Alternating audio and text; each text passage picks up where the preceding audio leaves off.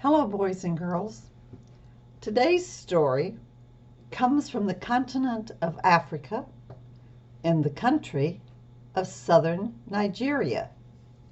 And this story is another story that's told to explain to people why the sun and moon live in the sky.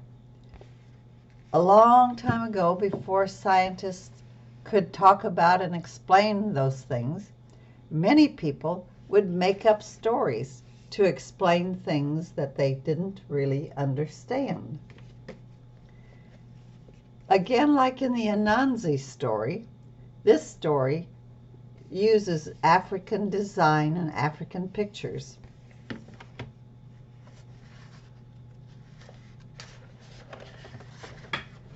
Why the Sun and the Moon Live in the Sky, an African folktale.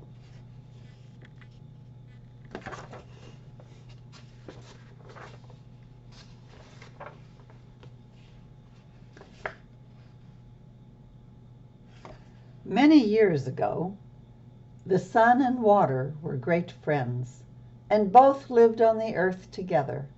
The sun very often used to visit the water, but the water never returned his visits. At last the sun asked the water why it was that he never came to see him in his house. The water replied that the sun's house was not big enough, and that if he came with his people, he would drive the sun out.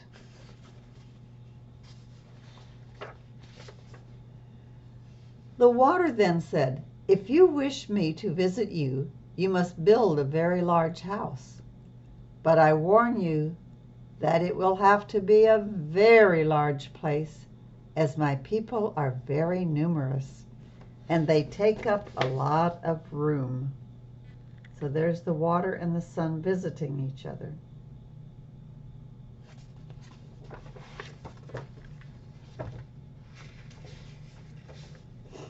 The sun promised to build a very large house, and soon afterwards he returned to his wife, the moon, who greeted him with a broad smile. So here's the wife, and here he is coming.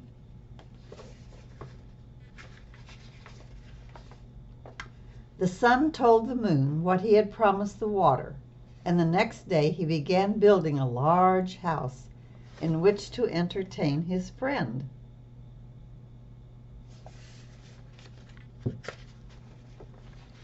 When it was finished, he asked the water to come and visit him.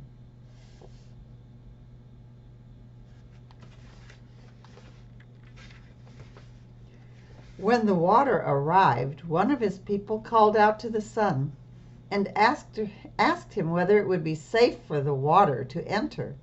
And the sun answered, "Yes, tell my friend to come in."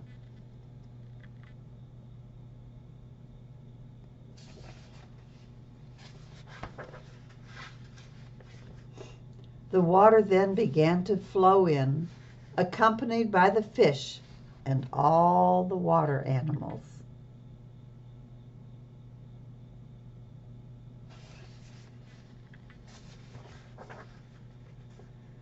Very soon the water was knee-deep, so he asked the sun if it was still safe, and the sun again said yes, so more of them came in. When the water was level with the top of a man's head, the water said to the sun, "Do you want more of my people to come?"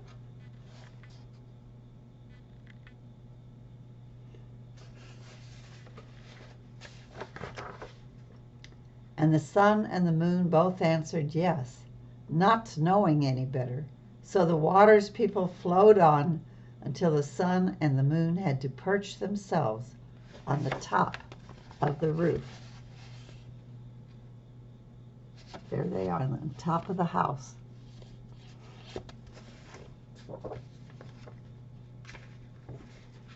Again the water addressed the sun. He received the same answer, so more people rushed in.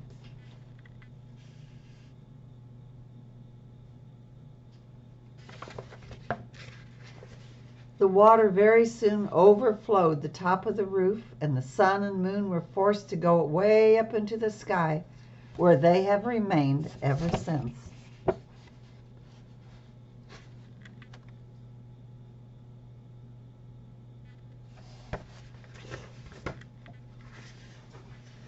And it ends with the end. So, boys and girls, that is one of the African folk tales to explain why the sun and the moon live up in the sky. There was so much water in the house that they had to just keep going on up. And I will see you in another book.